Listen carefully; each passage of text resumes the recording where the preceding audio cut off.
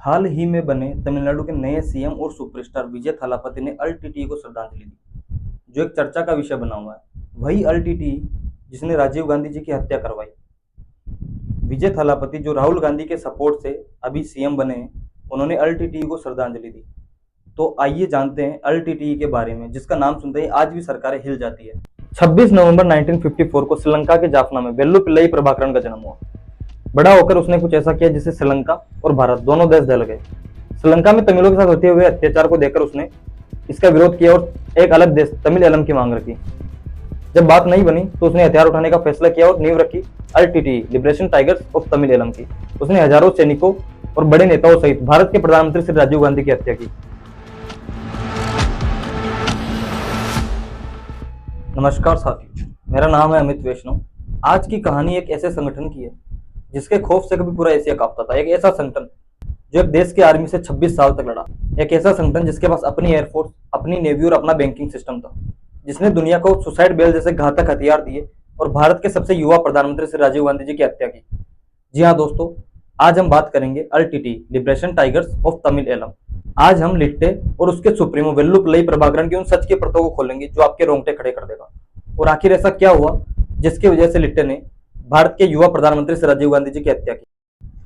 दोस्तों, कहानी की शुरुआत होती है 1970 के दशक में। श्रीलंका में दो गुट थे, बहुसंख्यक सिंहली और अल्पसंख्यक तमिल। जब तमिलों को लगा कि उनके हक छीने जा रहे हैं, तब एक 17 साल के लड़के ने हथियार उठाने का फैसला किया। नाम था वेल्लुपिल्लई प्रभाकरन। लेकिन कहानी को समझने के लिए हमें इतिहास के उन पन्नों को पलटना होगा जहां से विवाद गहरा होना शुरू हुआ।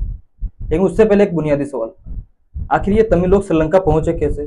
क्या ये श्रीलंका के मूल निवासी थे? तो दोस्तों, श्रीलंका में तमिलों के जाने के मुख्य दो दौर थे। पहला दौर, जब भारत में चोल, चेर और पांड्य राजवंशों का बोलबाला था, तब युद्ध और व्यापार के सिलसिले में दक्षिण भारत से कई तमिल लोग श्रीलंका के उत्तर पूर्वी भागों में जाकर बस गए। ये खुद को वहां की मिट्टी के बेटे मानते और इन्हें श्रीलंकाई तमिल कहा गया। और दूसरा दौर था 19वीं सदी का, वो दौर जब श्रीलंका पर अंग्रेजों का राज हुआ करता था। अंग्रेजों को अपने चाय के बागानों में काम करवाने के लिए सस्ते और मेहनती मजदूरों की जरूरत थी। वे दक्षिण भारत से कई तमिल लोगों को जहाजों में भरकर श्रीलंका ले गए। उन्हें भारतीय मूल के तमिल कहा गया। समय के साथ तमिलों ने काफी प्रोग्रेस की और ट्रेड और बिजनेस के साथ उच्च पदों पर नौकरियां प्राप्त कर डोमिनेट करने लगे। हाई रैंक पे तमिलों को बैठा देख सिंहलियों के मन में जलन और राजनीति पनपने लगी। आजादी के पहले तक, यानी 1948 से पहले तक, ये दोनों गुट और वहां के सिंहली लोग मिलजुल कर रहते थे। लेकिन जैसे ही अंग्रेज गए, सत्ता की भूख ने इन भाइयों के बीच नफरत की दीवार खड़ी कर दी। उस समय श्रीलंका में सिंहली जनसंख्या 69% थी, जिस वजह से सरकार भी सिंहलियों की बनी। 1948 में जैसे ही श्रीलंका आजाद हुआ, सरकार ने सिटीजनशिप एक्ट लागू कर दिया। रातों रात 7 लाख तमिलों से उनकी नागरिकता छीन ली गई। वे अपने ही देश में बेगाने हो गए। सरकार ने कानून बनाकर कह दिया कि वे श्रीलंका के नागरिक नहीं है। उनके पास में भारत की नागरिकता भी नहीं थी, क्योंकि वे पीढ़ियों से श्रीलंका में रह रहे थे। वे दुनिया की नजरों में स्टेटलेस हो गए। ना उनके पास कोई पासपोर्ट था, ना ही राशन कार्ड और ना ही वोट देने का अधिकार। ये लोग मुख्य रूप से मध्य श्रीलंका के चाय के बागानों में रहते थे। नागरिकता छीनने के बाद इनकी हालत बंधुआ मजदूरों जैसी हो गई। न इनके पास अच्छी शिक्षा का अधिकार बचा, ना ही स्वास्थ्य सुविधाओं का। इनको डर के साये में जीना पड़ा कि कब सरकार उन्हें जबरदस्ती देश से बाहर निकाल दे। 1956 में सरकार ने सिन्हाना ओनली एक्ट लागू किया। अब तमिल भाषा का वजूद खत्म कर दिया गया और तमिलों को सरकारी नौकरी और अदालतों से बाहर कर दिया गया। और फिर आया 1964 का शास्त्री श्रीमाओ समझौता। 1964 में भारत के प्रधानमंत्री लाल बहादुर शास्त्री और श्रीलंका के प्रधानमंत्री श्रीमाओ बंडार नायके के बीच एक डील हुई। तय हुआ कि करीब 5 लाख तमिलों को भारत वापस भेजा जाएगा और बाकी को श्रीलंका की नागरिकता मिलेगी। रातों रात लाखों तमिलों को श्रीलंका छोड़कर वापस तमिलनाडु आना पड़ा। दोस्तों, वो उस दौर में जब तमिलों का गुस्सा ज्वालामुखी बनने लगा। 1970 में श्रीलंकन सरकार एक ऐसी नीति लेकर आई जिसने तमिल युवाओं की कमर तोड़ दी। इसे कहा गया स्टैंडर्डाइजेशन पॉलिसी। सरल भाषा में कहूं तो एक तमिल छात्र को इंजीनियरिंग या मेडिकल में एडमिशन लेने के लिए जहां नंबर चाहिए, वही सिंहली छात्र को 70 नंबर पर एडमिशन मिल जाता। सरकार का तर्क था कि वो सिंहली छात्रों को बढ़ावा दे रही है, क्योंकि तमिल छात्र पहले से ही पढ़ाई में काफी इंटेलिजेंट थे। लेकिन तमिलों के लिए यह उनकी काबिलियत का कत्ल था। प्रभाकरन जैसे हजारों युवाओं को समझ आ गया कि इस देश में पढ़ लिख कर भी उन्हें कुछ हासिल नहीं होने वाला है। प्रभाकरन एक ऐसा नाम था जिससे श्रीलंका के साथ साथ पूरा एशिया कांपता था। एक ऐसा नाम जिसने एशिया में सुसाइड बॉम्ब जैसे घातक हमलों को अंजाम दिया। दोस्तों, प्रभाकरन का जन्म 1954 में जाफना के एक मध्यम वर्गीय परिवार में हुआ। प्रभाकरन के पिता थिरुवेंकटम वेल्लुपिल्लई डिस्ट्रिक्ट लैंड ऑफिसर थे और उनकी माताजी थिरुवल्लई पार्वती एक हाउसवाइफ थी। वे 4 भाई बहन थे जिसमें प्रभाकरण सबसे छोटे थे। घर का माहौल ठीक था, कोई फाइनेंशियल इशू भी नहीं था, जिसकी वजह से प्रभाकरण का अच्छी स्कूल में एडमिशन हुआ। लेकिन प्रभाकरण को पढ़ाई लिखाई से ज्यादा अपनी तमिल संस्कृति से ज्यादा लगाव था। आसपास होते तमिलों के साथ भेदभाव ने उसके अंदर की शांति को ज्वालामुखी में बदल दिया और उसने तमिल यूथ फ्रंट नाम के संगठन को ज्वाइन कर लिया। प्रभाकरण अपने भाषण और विचारों से तमिल युवाओं को काफी प्रभावित करता था। जब प्रभाकरण सिर्फ 18 साल का था, उसने टीएनटी तमिल न्यू टाइगर्स नाम का एक संगठन बनाया। उसने टाइगर्स नाम दिया क्योंकि ये तमिलों के चोल साम्राज्य का प्रतीक था। प्रभाकरण की यह लड़ाई तमिल भाषा और उनके कल्चर के लिए थी।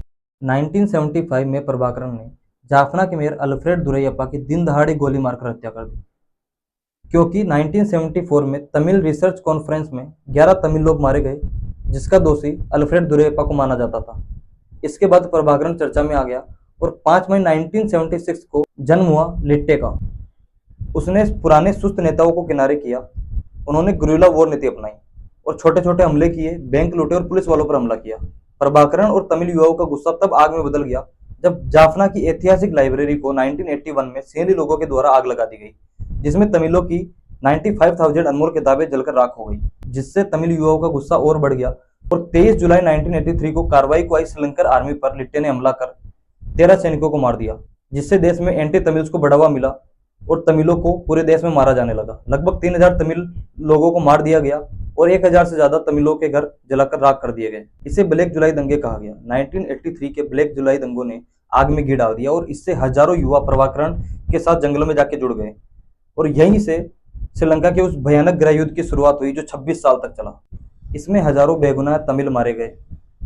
इधर भारत के तमिलनाडु में श्रीलंकन तमिलों के लिए प्रोटेस्ट हो रहे थे। भारत सरकार ने इस गृह युद्ध को रोकने के लिए काफी प्रयास किए।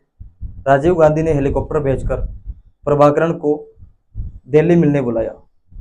प्रभाकरण भारत आया और काफी वार्ता के बाद शांति स्थापित करने के लिए मान गया, जिससे खुश होकर राजीव गांधी ने अपना बुलेट प्रूफ जैकेट प्रभाकरण को तोहफे में दिया। राजीव गांधी के कई कार्यकर्ताओं ने यह नसीहत दी कि जब तक लिट्टे के सदस्य पूरी तरह हथियार न डाल दे तब तक प्रभाकरण को इंडिया ही रखा जाए। लेकिन राजीव गांधी ने भरोसा किया और आगे जाकर यही भरोसा उनकी मौत की वजह बना। दोस्तों, इन 26 सालों में लिट्टे ने बहुत घातक हमलों को अंजाम दिया। लिट्टे इतना अमीर संगठन बन गया कि इसके पास अपनी एयरफोर्स, अपनी नेवी, अपना बैंकिंग सिस्टम, खुद के मालवाहक जहाज और पनडुब्बियां थी। प्रभाकरण का सपना था श्रीलंका के नक्शे को 2 हिस्सों में फाड़ देना। प्रभाकरण श्रीलंका के उत्तर पूर्वी हिस्से को मिलाकर एक आजाद संप्रभु देश बनाना चाहता था, जिसे वह नाम देना चाहता था तमिल एलम। यहाँ एलम का मतलब है मातृभूमि। अब एक बहुत बड़ा सवाल आता है, आखिर कैसे एक विद्रोही संगठन इतने सालों तक किसी देश की आर्मी को धूल चटाता रहा? तो इसका जवाब उनके हथियारों में नहीं, उनके अटूट और सख्त नियमों में था। उनका फौलादी अनुशासन। सोचिए, जहां दुनिया भर के विद्रोही गुट नशे और लूटपाट में डूबे रहते हैं, वहीं लिट्टे में शराब, सिगरेट और यहां तक कि आपसी लव अफेयर पर भी पूरी तरह पाबंदी थी। प्रभाकरण जानता था कि अगर लड़ाकों का ध्यान भटका तो वह जंग हार जाएंगे। लिट्टे के लड़ाके किसी फकीर की तरह सिर्फ अपने लक्ष्य के लिए जीते थे। यहाँ ध्यान दे दोस्तों, यहाँ मैं लड़ाके शब्द का इस्तेमाल कर रहा हूँ क्योंकि लिट्टे का एक एक सदस्य अपने संगठन के लिए एक सिपाही था जो अपने संगठन और हकों के लिए लड़ रहा था। प्रभाकरण ने अपने सैनिकों के मन से मौत का डर ही निकाल दिया था। वो अपने हर लड़ाके के गले में एक साइनाइड की डिब्बी बांधता था। वो डिब्बी एक जहर नहीं, एक कसम थी कि हम मिट जाएंगे लेकिन झुकेंगे नहीं। जब सामने वाली आर्मी को पता है कि जिस दुश्मन से वो लड़ रहा है वो पकड़े जाने पर मर जाएगा लेकिन राज नहीं खोलेगा, तो अच्छे अच्छे जनरल के पसीने छूट जाते थे। और इसी सख्त ट्रेनिंग का नतीजा था दोस्तों कि लिट्टे का एक एक सदस्य श्रीलंकाई सेना के 10-10 जवानों पर भारी पड़ता था। वो छिपकर वॉर करने में इतने माहिर थे कि श्रीलंकन आर्मी को पता भी नहीं चलता और उनकी पूरी टुकड़ी साफ हो जाती थी। दोस्तों, अब हम उस हिस्से पर आ रहे हैं जिसे सुनकर आप चौंक जाएंगे। लिट्टे सिर्फ अपनी मेहनत से इतना ताकतवर और अमीर नहीं बना, बल्कि इसकी नींव रखने में भारत का एक बहुत बड़ा और गुप्त योगदान था। इसके मास्टरमाइंड थे रो और जी ग्रुप। 1980 के दशक में भारत की खुफिया एजेंसी रो के द्वारा एक गुप्त ऑपरेशन चलाया गया। उस वक्त की प्रधानमंत्री श्रीमती इंदिरा गांधी जी के आदेश पर लिट्टे के सदस्यों को भारत में ट्रेनिंग दी जाने लगी। देहरादून के जंगलों और तमिलनाडु के गुप्त ठिकानों पर इन लड़ाकों को बारूद बनाना, माइन बिछाना और ऑटोमेटिक हथियार चलाना सिखाया गया। असल में भारत श्रीलंका की सरकार के खिलाफ एक दबाव की तरह इन्हें इस्तेमाल करना चाहता था। लेकिन दोस्तों, ताकत के साथ साथ जरूरत थी पैसे की, और यहाँ एंट्री होती है तमिलनाडु के उस वक्त के मुख्यमंत्री और सुपरस्टार एमजी रामचंद्रन की। रामचंद्रन और प्रभाकरन के रिश्ते काफी गहरे थे। कहा जाता है रामचंद्रन ने व्यक्तिगत तौर पर लिट्टे की करोड़ों रुपए की मदद की थी। जब भी प्रभाकरन को पैसों की जरूरत होती, वो एक संदेश भेजता और मदद पहुंच जाती, और इसी पैसे से लिट्टे ने अपना अंतर्राष्ट्रीय नेटवर्क खड़ा किया। उस दौर में तमिलनाडु का समुद्री तट लिट्टे के लिए एक सेफ हेवन यानी सुरक्षित अड्डा बन चुका था। भारत सरकार की तरफ से उन्हें अघोषित छूट थी। लिट्टे की नावें बेखौफ रामेश्वर और तटीय इलाकों से आती जाती थी। भारत से उन्हें सप्लाईज, डीजल और कभी कभी गुप्त तरीके से हथियार भी पहुंचाए जाते थे। भारत के सपोर्ट ने इन्हें इतना आत्मविश्वास दिया कि इन्होंने अपने खुद के मर्चेंट शिप्स खरीद लिए। ये जहाज दुनिया भर में समान होते, लेकिन इनमें सीक्रेट केबिन बने थे जिनमें मिसाइलें और हथियार गुप्त तरीके से श्रीलंका पहुंचते थे। लेकिन लिट्टे सिर्फ भारत पर निर्भर नहीं था। लिट्टे के सदस्यों ने फिलिस्तीन के विद्रोहियों से बम बनाने और आत्मघाती हमलों की ट्रेनिंग ली, और कनाडा और यूरोप में बसे अमीर तमिलों ने हर साल करोड़ों डॉलर की फंडिंग की, जिससे लिट्टे ने अपने खुद के जहाजों का बेड़ा खड़ा कर लिया। लेकिन क्या यह सिर्फ एक विद्रोही गुट था? बिल्कुल नहीं, यह एक मल्टीनेशनल कॉरपोरेशन की तरह था। लिट्टे के पास अपने खुद के 12 मालवाहक जहाज थे जो दुनिया भर में व्यापार करते और गुप्त रूप से हथियार ढोते थे। लिट्टे दुनिया का इकलौता ऐसा विद्रोही गुट था जिसके पास अपनी पनडुब्बियां थी, अपने फाइटर प्लेन थे। इन्होंने कोलंबो जैसे बड़े शहर पर हवाई हमला कर पूरी दुनिया को चौंका दिया था। लिट्टे ने 1/3 श्रीलंका पर अपना राज जमा लिया था। इनकी अपनी एक राजधानी भी थी, किलिनोची। अगर आप इनके इलाके में जाते तो बाकायदा आपका इमिग्रेशन होता, आपका पासपोर्ट चेक होता। उनका अपना बैंक ऑफ तमिल एलम, अपनी पुलिस और अपनी अदालतें थी। यहाँ तक कि अपना टीवी चैनल और radio station voice of tigers भी था। दोस्तों, अब सवाल ये आता है कि जो संगठन इतना अमीर था, जिसके पास अपनी नेवी, अपनी एयरफोर्स थी, वो आखिर खत्म कैसे हुआ?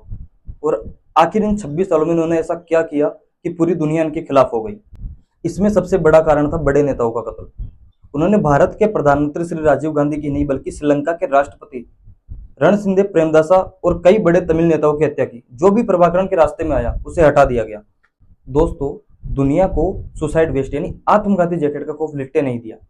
उन्होंने सैकड़ों आत्मघाती हमले किए, जिसने श्रीलंका की अर्थव्यवस्था को हिला कर रख दिया। लेकिन कोई भी साम्राज्य हो अपनी गलतियों से ही गिरता है, और लिट्टे के साथ भी यही हुआ। 21 मई 1991 की वो काली रात। दोस्तों, अब हम उस घटना पर आ रहे हैं जिसने न सिर्फ भारत को हिला दिया, बल्कि लिट्टे के अंत की शुरुआत भी कर दी। राजीव गांधी जी की हत्या। प्रभाकरन ने राजीव गांधी जी को मारने का फैसला क्यों किया? 1987 में भारत के प्रधानमंत्री श्री राजीव गांधी जी और श्रीलंका के राष्ट्रपति के बीच समझौता हुआ। भारत का मकसद था श्रीलंका में शांति लाना।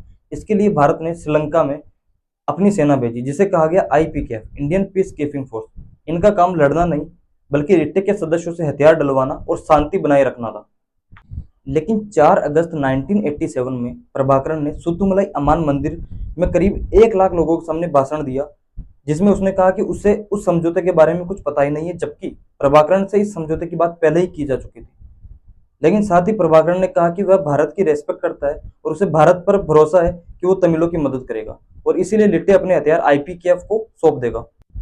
शुरुआत में लिट्टे ने भारतीय सेना का स्वागत किया, लेकिन जैसे ही भारत ने उन्हें हथियार डालने को कहा, प्रभाकरन पलट गया। प्रभाकरन को लगा कि भारत उन्हें धोखा दे रहा है, और नतीजा ये हुआ कि जो भारतीय सेना कल तक लिट्टे के सदस्यों को ट्रेनिंग दे रही थी, वही सेना आज उनके सामने खड़ी थी। इस जंग में भारत के करीब 1200 जवान शहीद हो गए। ये भारत के इतिहास की इकलौती ऐसी जंग थी जो किसी दूसरे देश की जमीन पर किसी दूसरे देश के लिए लड़ी गई और भारी कीमत चुकाई। इसी दौरान भारत में सरकार बदली, VP सिंह नए PM बने, और PM बनते ही VP सिंह ने IPKF को वापस भारत बुलाने का फैसला किया। 30 सितंबर 1990 तक IPKF पूरी तरह भारत पहुंच चुकी थी। IPKF ने काफी हद तक वॉयलेंस को कम कर दिया था, लेकिन जैसे ही IPKF भारत पहुंची, प्रभाकरन ने इसे अपनी जीत समझी, और लिट्टे ने 11 जून 1990 में 600 से 700 पुलिस कर्मियों को बंधक बनाकर सबको गोली मार दी। लिट्टे और श्रीलंका आर्मी के बीच में मौत का तांडव हो रहा था। वही भारत में VP सिंह की सरकार गिरने के बाद प्रभाकरन को डर था कि कहीं राजीव गांधी फिर से PM बने तो वो IPKF को वापस श्रीलंका भेज देंगे, और इसी के चलते प्रभाकरन ने राजीव गांधी की मौत की साजिश रची। लिट्टे ने इस मर्डर के लिए एक ऐसी तकनीक का इस्तेमाल किया जो दुनिया ने पहले कभी नहीं देखा था, द ह्यूमन बॉम्ब। भीड़ के बीच से एक लड़की निकलती है जिसका नाम था धनु। उसने अपने कपड़ों के नीचे एक बम से भरी बेल्ट पहन रखी थी। जैसे ही वह राजीव गांधी के पास पहुंची, उनका आशीर्वाद लेने के लिए वह नीचे झुकी, और उसने उसी वक्त बॉम्ब का बटन दबा दिया, और एक जोरदार धमाका हुआ, और चंद सेकंडों में सब कुछ खत्म हो गया। इस धमाके में राजीव गांधी के साथ साथ धनु और कई अन्य लोग मारे गए। इस हत्या ने लिट्टे की किस्मत बदल दी। प्रभाकरण को लगा कि राजीव गांधी को मारकर वो बच जाएगा, लेकिन हुआ इसका ठीक उल्टा। भारत में तमिलों के प्रति जो प्यार और हमदर्दी थी वो रातों रात नफरत में बदल गई। भारत सरकार ने लिट्टे को एक आतंकवादी संगठन घोषित कर दिया। जो भारत कभी लिट्टे का मददगार हुआ करता था, वही उनका सबसे बड़ा दुश्मन बन गया और अंतर्राष्ट्रीय स्तर पर भी उनकी फंडिंग और सपोर्ट के सारे रास्ते बंद कर दिए गए। और दूसरा पॉइंट था दोस्तों, 2001 में अमेरिका पर हुए हमले ने पूरी दुनिया का नजरिया बदल दिया। अब विद्रोही संगठन और आतंकवादी के बीच का फर्क खत्म हो गया। अमेरिका, ब्रिटेन और यूरोपीय देशों ने लिट्टे पर बैन लगा दिया। उनके बैंक अकाउंट फ्रीज कर दिए गए, विदेशों से आने वाली करोड़ों की फंडिंग रुक गई और जो जहाज उन्हें हथियार सप्लाई करते थे उनको अंतर्राष्ट्रीय नेवी ने पकड़ना शुरू कर दिया और धीरे धीरे लिट्टे आर्थिक रूप से कंगाल होने लगा। तीसरा पॉइंट था चीन और पाकिस्तान की मदद। श्रीलंका चीन और पाकिस्तान के पास गया। चीन ने श्रीलंका को आधुनिक रडार, फाइटर जेट्स और भारी मिसाइलें दी। वही पाकिस्तान ने श्रीलंकन सेना को ट्रेनिंग दी। अब श्रीलंकन सेना के पास वो तकनीक थी जिसका मुकाबला लिट्टे के पुराने हथियार नहीं कर सकते थे। चौथा पॉइंट था दोस्तों कर्नल करुणा की गद्दारी। 2004 में लिट्टे को सबसे गहरा जख्म किसी दुश्मन ने नहीं बल्कि अपनों ने दिया।